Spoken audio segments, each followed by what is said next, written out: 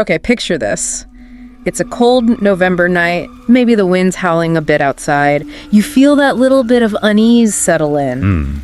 Tonight, we're not talking about fiction. We're actually sharing 3 real accounts. Stories from, ordinary people. Right. Moments where things just took a really dark, unexpected turn. These aren't like campfire ghost tales someone made up. No, these are things people genuinely experienced, left a real chill. Exactly. So we're going to explore that boundary, where normal life suddenly becomes really frightening. Yeah, and what's powerful is how normal they start. A trip, a work shift, just relaxing at home. Yeah, that contrast makes the scary part hit harder, doesn't it? Definitely. All right, so our first story, this happened back in early October. Someone wanted a break, a solo trip, just, relaxation, maybe some camping. Sounds nice. Yeah, they booked an Airbnb cabin, pretty remote spot in the hills, about a 2-hour drive out from the city, woods all around, quite isolated. Getting away from it all. That kind of vibe. Totally. And the first 4 days, they were perfect. Exactly what they wanted. Quiet, crisp autumn weather, time outside, evenings by the fireplace. Just peaceful. Nothing weird happened at all. But then, day 5. The plan was to go camping, hike out for maybe 3 or 4 hours on this single trail from the cabin. Okay. Aiming to spend 2 or 3 nights out there under the stars. So deeper into the isolation. Exactly. So as it starts getting dark, our narrator finds this little clearing just off the main trail. Sets up the tent, gets a campfire going. Standard camping setup. Right. But then, as it gets properly dark, temperature dropping, they see something unsettling. Through the trees, off in the distance, a figure. Ooh. Just walking. But here's the thing. No flashlight. Pitch black out there, and this person's just moving through the woods, then disappears. Okay, that's immediately strange. No light source. In the dark woods. Super strange. Either they know the area like the back of their hand, or they don't want to be seen. Right. And they must have seen the campfire. You'd think so. I mean, it's the only light around, so it felt really off, someone just wandering out there deliberately off the trail in the dark. Yeah, that's unnerving. They thought about maybe packing up, heading back to the cabin right then, but it was so late, hiking back in the dark felt like its own risk. True. So they stayed, watched the woods for a long time. Nothing. The figure didn't come back. Still that feeling of being watched. Oh, yeah, that creepy feeling. Eventually, they were just exhausted, let the fire burn down low. But just as the last embers were fading, footsteps. Oh, no. Yeah, coming from the left side of the campsite. Getting closer, but staying just outside the faint glow in the shadows. Mm-hmm. And then the footsteps just walked past, didn't stop, didn't make a sound, didn't acknowledge the campsite at all, just kept going into the dark. Wow. In a place that remote? That cannot be a coincidence, passing that close without a word. Impossible, right? That was it. That was the final straw. Our narrator was like, nope, I'm out. Packed up everything in a massive hurry, basically in the dark. Adrenaline kicking in. For sure. Got back onto the trail, and the woods just felt heavy. Really eerie. They rushed back to the cabin, got inside late at night, just collapsed on the couch, totally drained. A relief, finally. Safe inside. You'd think. But the night wasn't over. They woke up a bit later, still groggy, to a sound, a scraping sound, against the cabin wall. Oh, come on. After all that. I know. So they're properly awake now. Look over, and there's a man outside, pushing the window open, trying to force it. No way. Yes. And their eyes met, just for a second. The man saw them, immediately dropped the window, turned, and just ran off into the woods. Gone. Terrifying. Just, wow. Absolutely. No hesitation this time. Packed everything else up, threw it in the car, and just drove. Found a hotel in the nearest town. I don't blame him. And the horrible thought clicking into place, this was probably the same guy. The person in the woods, they'd been followed back. He tried to braid in while they were asleep. That takes it from unsettling to potentially very dangerous. The unknown intent there is chilling. Definitely. Okay, moving to our second story. This one happened last fall, near the end of the season. Colder weather, starting to get that occasional October snow. Right. Our narrator worked delivering food. So one night, about 1 a.m., light snow coming down, pretty busy night for orders. They take one last delivery, supposedly quick, 10 minutes away. Okay, end of the shift kind of thing. Yeah, but the catch was it was in the complete opposite direction of their home, so it added like 25 minutes onto their drive back. Annoying, but okay. Late night, bad weather, wrong direction. Yeah.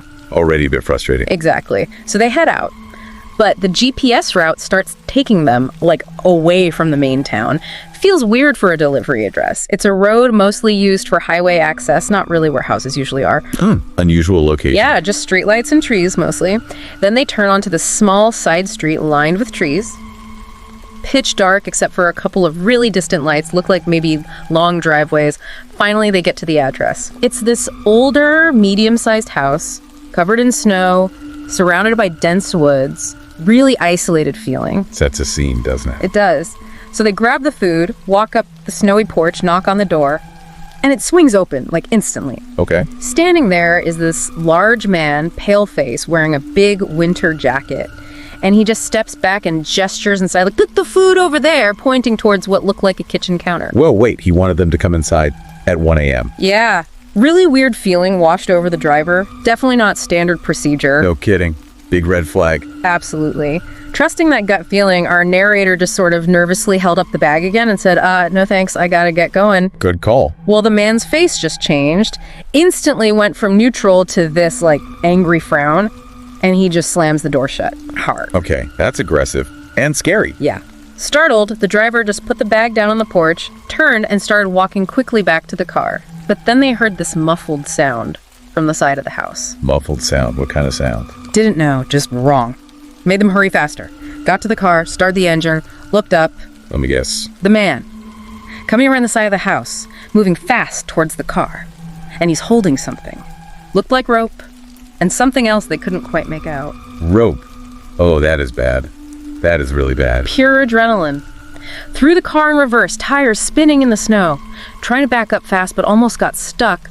The man got really close, like just a few feet away. Oh my God. Then the tires caught and they just floored it in reverse, all the way down that long, dark driveway. Looked back, and the man had stopped at the end of the drive, just standing there in the dark, watching them go. That is absolutely terrifying. The implications of the rope. Oh, What he might have intended. horrifying. Just bewildering, too. Why? What was that about?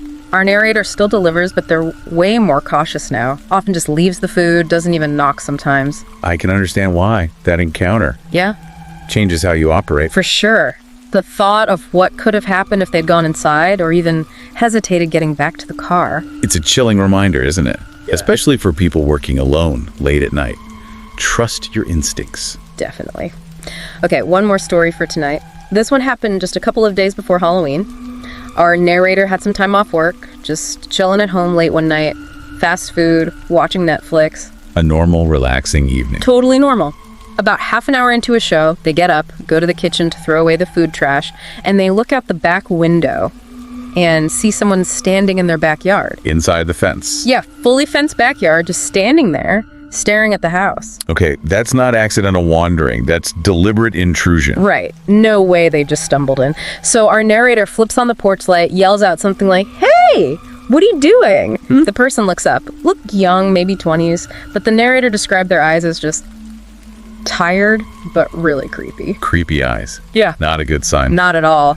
The person didn't say anything back, just looked, then casually turned, walked over to the gate, opened it, and left. Just casually leaves after being caught staring. That's odd too.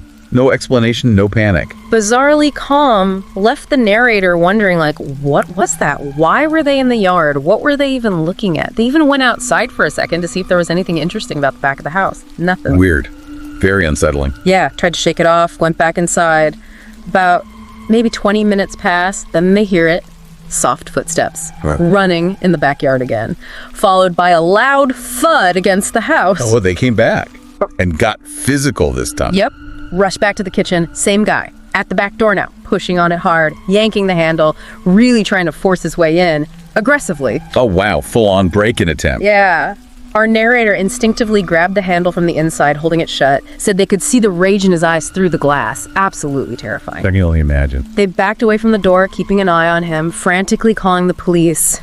The whole time, the guy keeps trying the door, pushing, pulling. Then suddenly, he just stops. Stops trying the door. Just stands there, staring intently through the glass. Directly at the narrator. Then he moves quickly to the side of the house, out of view from the door, like he's hiding. Okay, that's calculating. Hiding now. Maybe he heard something. Maybe. Or just changing tactics. Yeah. The narrator is waiting for the police, heart pounding, constantly checking the windows. Then they hear footsteps again, running back to the door. He starts trying to force it open one more time. Just as the police arrive. Exactly. Sirens getting loud, police pull up. They caught him right there, still trying the door. Took a bit of a struggle, but they got him apprehended. Good. Did they find out why? What was his deal? Well, they found out he was extremely intoxicated, like heavily. But even after questioning him then and later when he sobered up, he never gave a clear reason. No explanation for targeting that house or trying to break in. Just nothing. Yeah. Intoxication might explain some of it, but the targeted nature, the persistence... Exactly. He did a short stint in jail, but it left the narrator feeling really uneasy. Was it just a random drunken thing? Or was there something more sinister behind it? You just don't know. That lack of a clear motive is deeply unsettling in itself. And that really ties all three of these stories together, doesn't it? Ordinary situations, familiar places home, a cabin escape, a work route suddenly turning terrifying. Yeah, the intrusion of the unknown, the frightening into places you think are safe. And that question hanging over everything, why? The motives are unclear, maybe non-existent in one case, maybe truly sinister in others. That ambiguity is maybe the scariest part. It really highlights how thin that veil of security can feel sometimes. How vulnerable we can be even in our daily routine. It makes you think, doesn't it? About your own home, your commute, those places where you feel completely safe. These stories show how quickly that can change. The line between everyday life and real fear can be incredibly thin. A stark reminder, for sure. Well, thank you for listening along with us to these unsettling accounts tonight. Yeah, thanks for tuning in. If these stories resonated with you, gave you a chill, and you want to hear more narratives from that edge of the ordinary, please do like this, share it with someone who appreciates true scary stories, and subscribe to our channel, Horror Docs. We appreciate the support. Stay safe out there. Definitely. We'll talk to you next time.